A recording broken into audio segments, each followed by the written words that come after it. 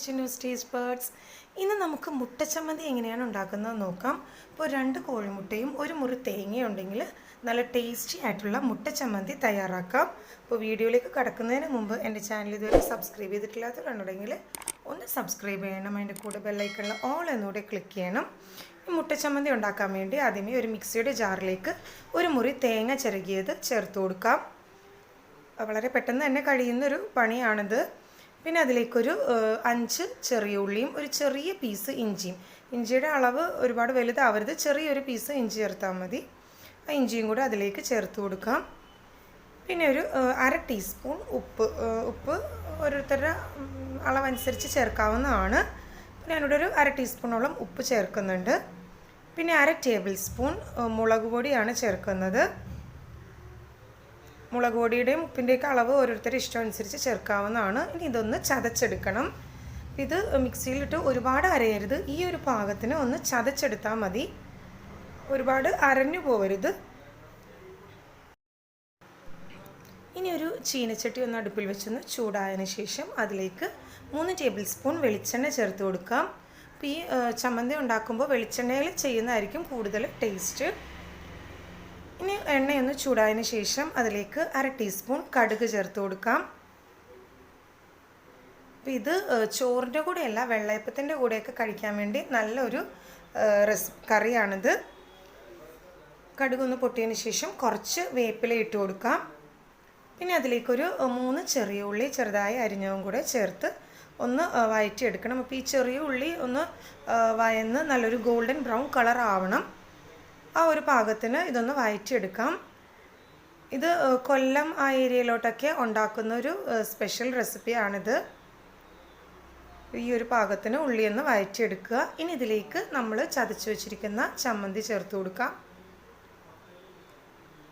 ഇത് ചോറിൻ്റെ കൂടെ അങ്ങനെ കഴിച്ച് കണ്ടിട്ടില്ല. കൊല്ലത്തൊക്കെ ഒറട്ടിയുടെ കൂടെയും അതേപോലെ വെള്ളയപ്പത്തിൻ്റെ കൂടെയൊക്കെ ഈ ഒരു കറിയായിരിക്കുള്ളൂ മിക്കവരും എടുക്കുന്നത്. അപ്പോൾ നല്ല ടേസ്റ്റ് ആയിരിക്കുള്ളൂ, വെള്ളയപ്പത്തിൻ്റെ കൂടെയൊക്കെ കഴിക്കാൻ നല്ലൊരു ഡിഷാണിത്. ഈ തേങ്ങ ഒന്ന് വറുത്തെടുക്കണം. ഈ തേങ്ങയിൽ ഉള്ള വെള്ളം ഒന്ന് വറ്റിച്ചെടുക്കണം. ഒന്ന് ആവശ്യത്തിന് കുറച്ചുകൂടെ വേണമെങ്കിൽ എണ്ണ ഒഴിച്ചു കൊടുക്കാം. എന്നിട്ട് ഈ തേങ്ങയുടെ ആ ഒരു നനവ് ഒന്ന് മാറി കിട്ടുന്നത് വരെ ഇതൊന്ന് വറുത്തെടുക്കുക. അത് ഒരുപാട് സമയമൊന്നും വേണ്ടി വരില്ല, കുറച്ച് നേരം ഒന്ന് വറുത്തെടുത്താൽ മതി. ആ തേങ്ങയുടെ നനവ് ഒന്ന് മാറിക്കിട്ടണം, അത്രയേ ഉള്ളൂ.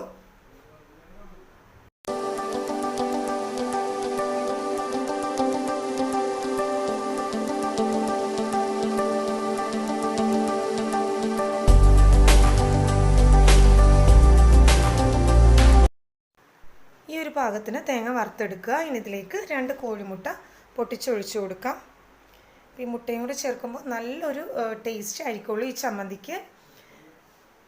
ഇനി ഇത് നന്നായിട്ട് ഒന്നുകൂടെ ഒന്ന് വറുത്തെടുക്കണം. ആ മുട്ടയൊന്ന് വെന്ത് കിട്ടണം. ആ ഒരു പാകത്തിന് ഒന്നുകൂടെ ഒന്ന് എല്ലാ ഭാഗത്തേക്കും ഒന്ന് ഇളക്കി യോജിപ്പിച്ചതിന് ശേഷം നന്നായിട്ട് ഒന്നുകൂടെ ഒന്ന് വറുത്തെടുക്കുക.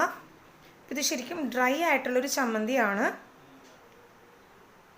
ഇതിന് മുട്ട ഒന്ന് കുക്കായി കിട്ടണം, അതുവരെ ഒന്നുകൂടെ ഒന്ന് വറുത്തെടുക്കാം.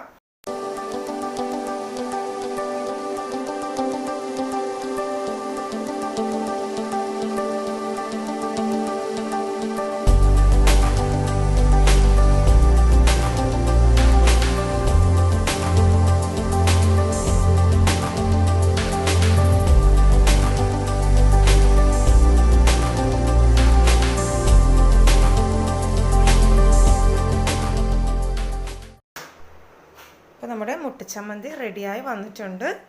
നല്ല ഒരു ടേസ്റ്റാണിത്. ഉപ്പൊക്കെ പാകത്തിന് ആണോ എന്ന് നോക്കിയിട്ട് വേണമെങ്കിൽ കുറച്ചുകൂടെ ആവശ്യമുള്ള ഉപ്പ് ചേർക്കാവുന്നതാണ്. പക്ഷേ ഇതിപ്പോൾ ഉപ്പൊക്കെ കറക്റ്റാണ് ഇതിൽ.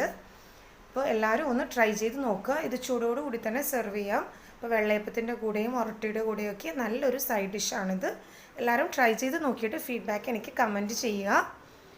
റെസിപ്പി ഇഷ്ടമായെങ്കിൽ ലൈക്ക് ചെയ്യുക, ഷെയർ ചെയ്യുക. കൂടുതൽ വീഡിയോസിന് വേണ്ടി ചാനൽ സബ്സ്ക്രൈബ് ചെയ്യുക. Thanks for watching my channel.